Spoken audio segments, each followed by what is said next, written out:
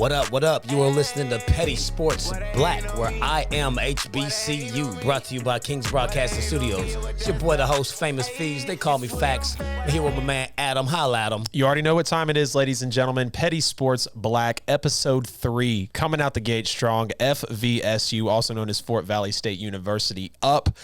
We got a big treat for you guys tonight. Don't even want to spoil it. So, Fees, let's show them what we got tonight, man.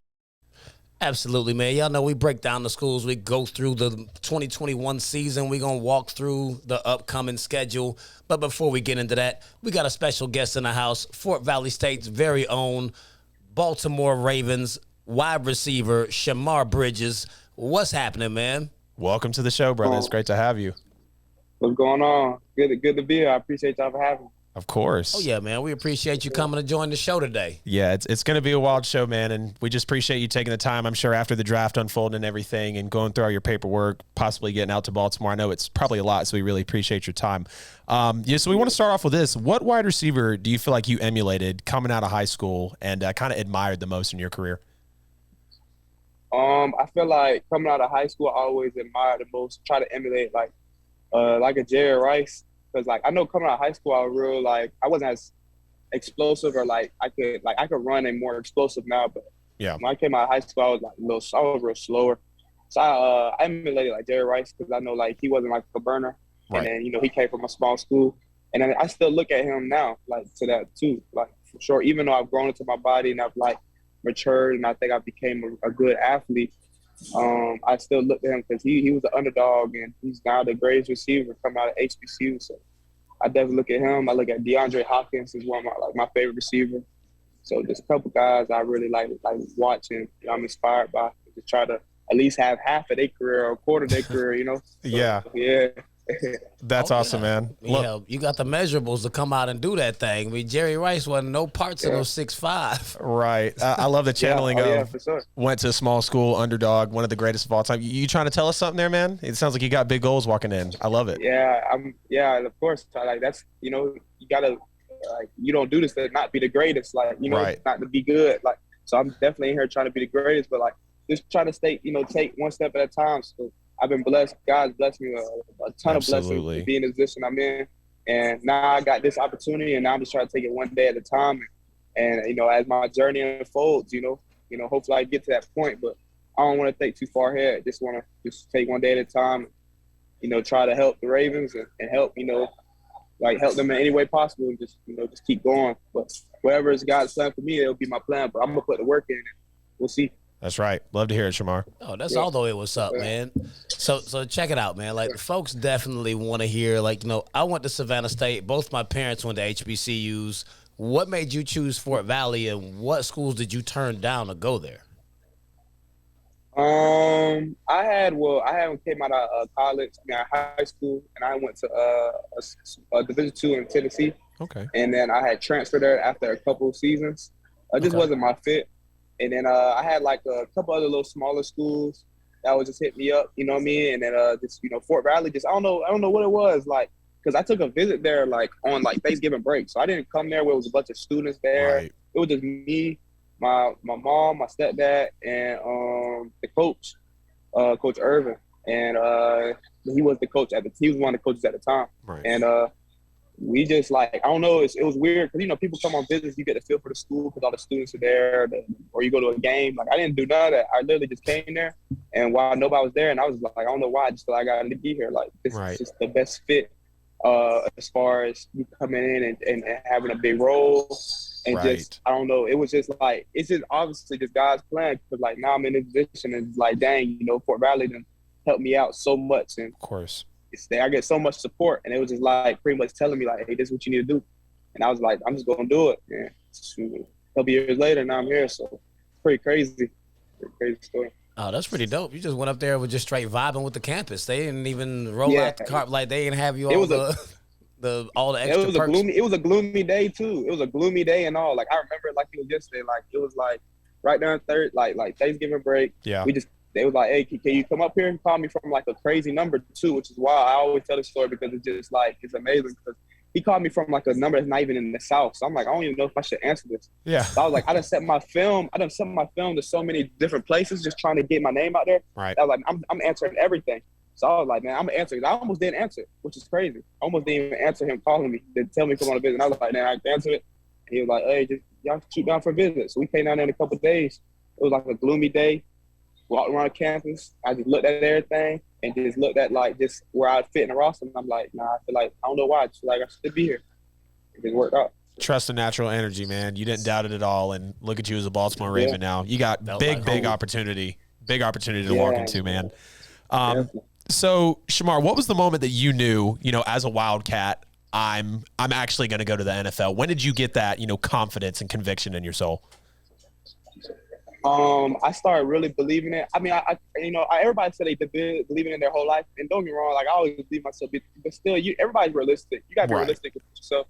And it came to a point when I knew, like, okay, I really got a chance during the COVID time, because I had a nice junior season, my first season at Fort Valley, right? And I did good my junior year, and so then I came back, and then COVID hit, and then but right before COVID had hit. Like I did like a junior day for like Tampa and the Bills, and I ran like a solid 40 time, and with my size and my film, like during that whole COVID time, it hurt not playing, but like during that whole time that we was missing out, I had like just about every team call my coaches and email them about film or just wanted to talk to them about me, and I was like, dang, this is real. Like this team is really hitting my coaches up. Like, I'm like, wow, I really got an opportunity at this. And then we had the 2 games in the spring. And then I did well in that, and then it just kept like growing from there. And I was like, nah, I can really do this. I got a shot. And as time went on, it kept showing me more like, nah, I really like. I was like, okay, nah, this is real. And so I was just like, man, shoot, just going to work, just let it play out, and it did. So I'm just blessed now, and I'm just trying to stay here now. So yeah. I love the honesty and realism, how, people are like, oh, I believed it my whole life. But the fact that you said, well, no, wait, I kind of was at a point where I had to build up that confidence, and just you sharing that with us is pretty transparent, man. That's awesome. Oh, yeah, man. Between that and like these folks were just behind the scenes hitting up. I'm like, that's pretty cool to hear that they were still looking out, reaching out to the coaches and trying to get info during COVID, even when y'all weren't playing. Yep. It was amazing. I was like, I remember the first time I got anything. I was at the track and I was running. And my coach was like, yeah, like this team hit me up about film, this and that, or this. And I was like, dang, that's crazy. I never had nothing like that because I came out of high school with no stars, no D1, nothing. Like I had to grind. I had no stars. I had no D1 interest. I went Division II, transferred. Like I had like I had to grind for it. Of course. So I never had that feeling of like, dang, like I could really, like. And then every other day, every day, like he'll tell me, oh, this team hit me about my film. This team called me about you. And I was like, this is getting wild. Like, and then it just grew from there. Coming. And then, then during the fall season, during the fall, I was blessed. Like I had like over like 13 teams come to Fort Valley just to sit down and talk to me, like, and my coaches. Wow. And it was crazy for me. And I know it was inspiring for Fort Valley and all my homeboys and my little brothers, like all my, my homeboy, like all of them that stood there at Fort Valley, because like they never seen nothing like that. Like that doesn't happen at Fort Valley a lot. So like it was just a blessing to be an inspiration for them to show them that it's possible, So yeah. I bet that had you going crazy hard. You out there running and working out. They like, oh yeah, Buffalo called about your tapes, and so did Tampa. Like, yeah, the Tampa that just won the Super Bowl, they hit us up about you. Yeah, exactly. That, like you'll be tired. They'll tell you that make you go extra rep. Like I'm not even tired no more. Like it just motivates me now. Like that just energizes me. Like oh my gosh, like I can really do. So it just boosts me every day. I get it. It just boosts me up. Like it just boosts me not to a cocky. Like I was never like that. Always humble, but it boosts me like. Right. Like it energized me. It made me want to go harder. Like even when I was tired, I just thought about that stuff. And I'm like, I'm closer than I think. And it happened. So it's amazing, man. I give it all to God, bro. I couldn't do it myself. How my journey was written out, man. Like it was never just me. It was, I love to hear that. Crazy story. So yeah. Yeah. Quick, while we're on it, if you don't mind me asking, I know you say you had a lot of NFL teams out there at FVSU. Did you have one team that you were hoping kind of bought in on, or you were just like, if I go to the league, I go to the league? I'm grateful for it. Oh, nah. I was grateful for anywhere. I was grateful for anywhere, man. Just to get a shot, to get in the league, I didn't care, man. It was anybody that would take a chance on me, a small school guy. Like I'm extremely thankful and grateful. And all the teams that looked at me or, met with me or this now, I'm thankful for them and thankful to the Ravens for this opportunity. So now I'm just trying not to let nobody down, let them down and prove them right for them bringing me in. So, that's right. give more shine to the HBCUs as well. I love it, man. Oh yeah, for sure. Oh, absolutely, man. So you're going from catching passes from Tyrell Jackson to now Lamar Action Jackson. How excited are you to play with Lamar?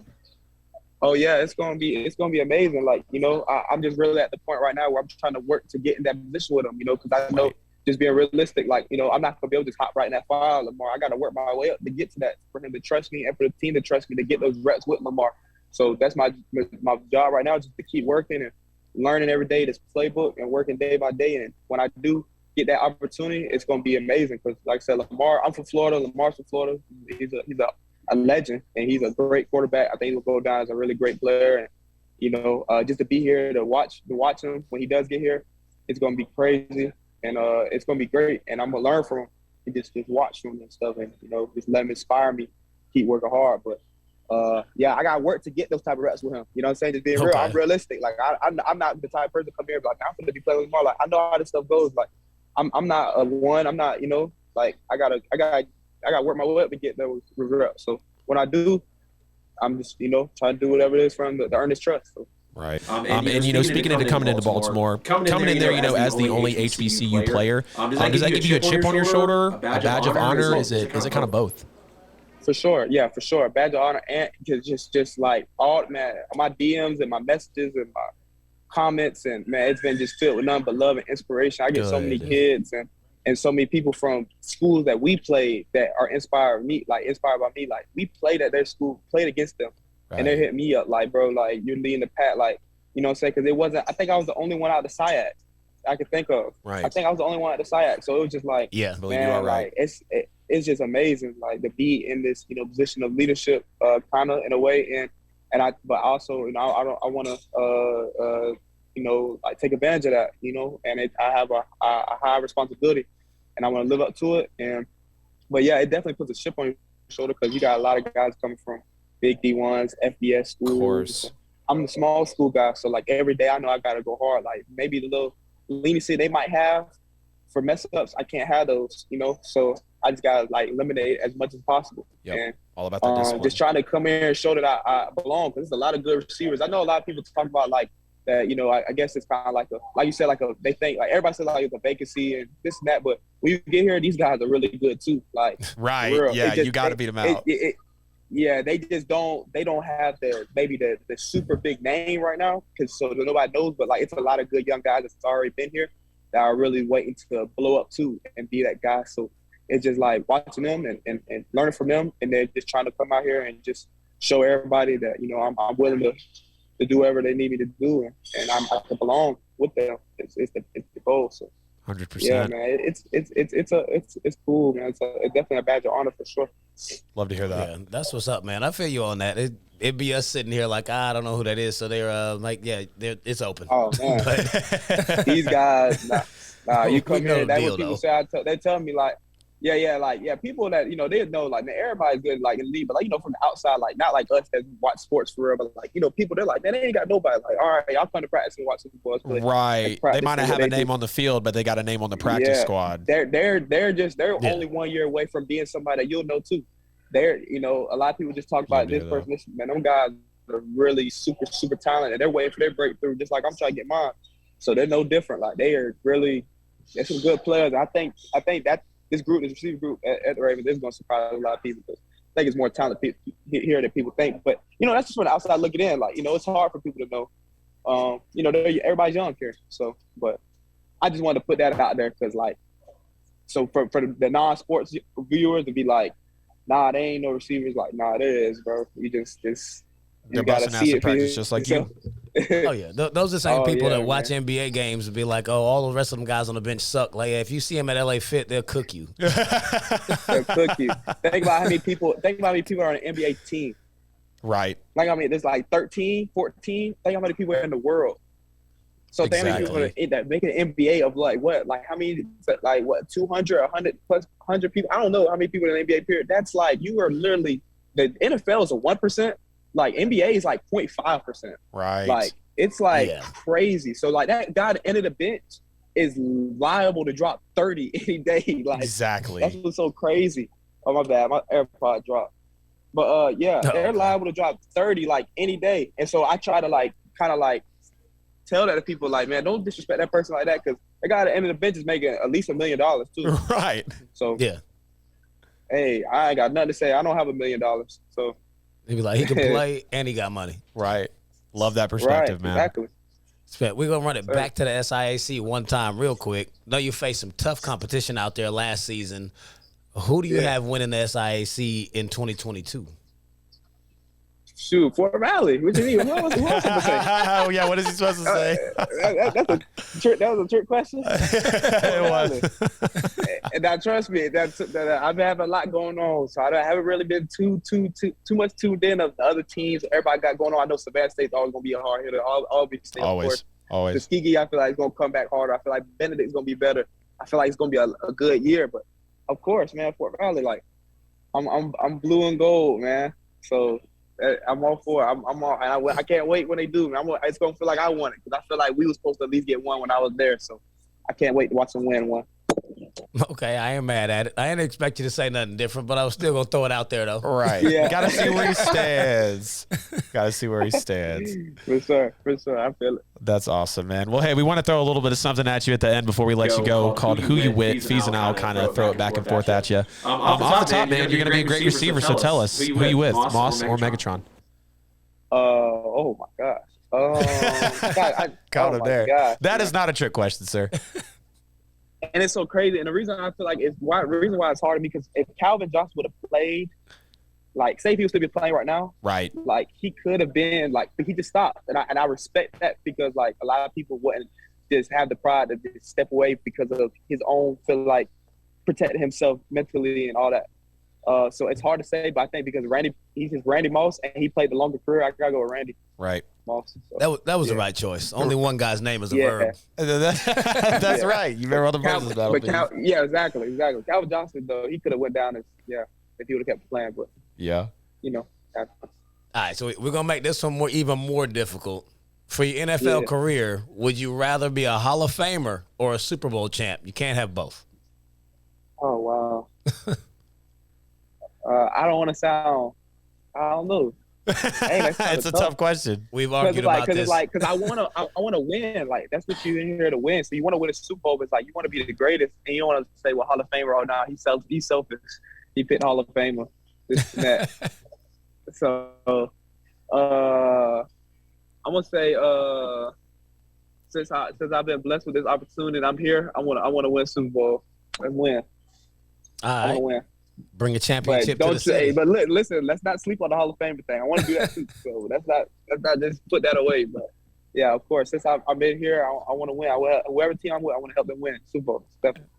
Heard on that, man. Yeah, that one's definitely a trick question. That's the Charles Barkley or Robert Ory question right there. Yeah. Because it's like you have these Hall of Fames, you know, that people might not be talked about that are in the Hall, or people that aren't in the Hall that are talked about. But if they won a ring, there's no denying that. If they're a champ, there's no disputing that. It's nothing like winning, man. Like, of course you want to be the great. That's why I want to be a Hall of Famer. Of course, I feel like those two I want to do both. But you know, it's not like winning. And I feel like, you know, when we got a team that believes in you and they put you in a position to do this, like, you should go all out for them, or for your brothers, for your teammates. Absolutely. And stuff. So that's a win, like, you know. So, yeah, I'm down for that. Yeah, man. All about the bond. So we're gonna switch sports on you a little bit. Best NBA player still in the playoffs: Luka, Curry, Butler, Tatum, or if you have an outlier as well. Curry. Okay. I love all those guys. I love Luka, though. He's one of my favorite players right now, but I can't disrespect Curry. Curry's been doing this for, you know what I mean? Right. But I'm gonna say Curry, but I think, like, the hottest, like, might be, like, coming into this, might be like a Luka or somebody like that. Mm-hmm. But Curry, I gotta put him Curry overall. Yeah, mad respect. Definitely can't argue with you there. I might have leaned Luka just because, like, kid gets what he wants. But again, Curry, veteran, MVPs, titles. Luka still got to do it for you. Sure. Hey, I agree with him. See, he ain't even blink. Right. He's like, Curry. Right. You kept naming people. He's like, Curry, shut up. All right, so we're going to go back to the gridiron on this one. Take it back to your position. Who had the best touchdown celebrations? You got OBJ, Ocho Cinco, or you got somebody else? Ocho Cinco. And I got number 85 now too. I'm over with. He had to pick it. Yeah, he's my like either like I mean of course Jerry Rice and stuff, but like he's also like one of my favorite overall players, receivers of all time. And I love his personality, like just having fun and enjoying the game. Like I love Ocho Cinco. Like that's one of the people I definitely like to meet one day, learn from, and stuff. So when I got 85, that was pretty cool. So definitely Ocho Cinco. But Odell, he's lit too. So I would go with Ocho. You got some crazy celebrations ready? Nah, I don't think I'm that type of guy. Nah, I don't think I'm that type of guy. I think I'm just gonna say my prayers, just get with the ball to the ref and get back to the huddle. Yeah. I don't think I'm too. I might do a little stuff with my teammates, but be by myself, I don't think I'm that outgoing. Yeah. Hit a Marshawn Lynch and shake hands. Yeah. That's gangster right there. I love when he did that. All right. Business meeting in the end zone. There you go. Right. All right, man. Let's talk about a classic Sunday football snack. Hot wings. Drums or flats? Drums. My man. Okay. Yeah, a lot of people say flats. But I'm always saying the same earlier. Yeah, like a drum guy. So. I would definitely say like 90% of the people I know in life are flats. Right. You can eat the middle of them. I don't know why. I don't know what it is. I always love drums for some reason. I love flats too. I don't know. I think the drums always. I feel like it's easy to dip in ramps. Yeah, definitely. Flats require more work, and some people say there's more meat, but I'm like, you just got it around the bone on the drum and called it a day. It depends who you are, I guess. Yeah, definitely. Yeah. I like them both. I don't want a full order of either. I need you to mix some things me up. neither. Yeah, me neither. I never liked that, like all flats. Like I want variety. But yeah. Switch it up. Absolutely. Heard, man. So man, we're gonna end this one with a real banger. We're gonna take you out on the Greek side of it. Who you taking? Yeah. You want the AKAs, the Deltas, the Zetas, or the SG Rows? I'm not getting into this. Hey, look, man, look. I've been in for some years now. Y'all not finna trick me. I'm not into this. I'm not getting into it. I got love for all of them, man. Oh man. Safe answer. I got love for all of them. I got love for all. I hear it. They all do their thing. They all got respect. I'm not picking no sides. Yeah. That is the perfect answer. Hey, I ain't mad at you. I mean, I have only one answer. Like my wife's AKA, gotta go that way. Yeah. Yeah. Oh that's yeah. No, that's your girl. If I had a wife, of course I'm growing up. But I don't have a wife, so hey, I'm all neutral. Yeah. Cool. Well, that's what's up, man. Hey, we appreciate you for coming out, man. Like, we're right at the end of the show today, man. Like, everybody needs to make sure you come on and follow Shamar, man. Like, we really following your journey, especially when you carrying on the tradition and the legacy for the HBCUs, holding it down for Fort Valley, holding it down for the SIAC. We definitely appreciate you coming on and chopping it up with us. Oh, yeah, for sure. I appreciate y'all for having me. It was fun. I like this. That's why I had to make sure I come on here, because once you said something about Fort Valley and Savannah State HBCU, I had to do it, you know? Yeah. I'm always representing for HBCU. And anytime there's somebody like that come on to talk about that type of stuff, I'm definitely going to say yes to it. So I appreciate y'all for having me. It was fun. Hey, man, that's the goal. That's perfect. We appreciate you. Hopefully we can get you back on maybe 4 or 5 weeks into the season. You got a couple hundred yards under your belt, a few touchdowns. We'd love to see that.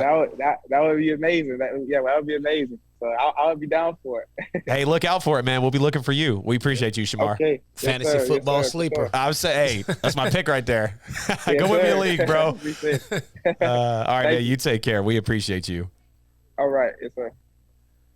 All right, y'all. We appreciate everybody for tuning in to Petty Sports Black. This is another edition, Fort Valley State University. Make sure y'all tune in next week. We covering Morehouse. Ooh. And you remember, every single week, always keep it petty. It's William.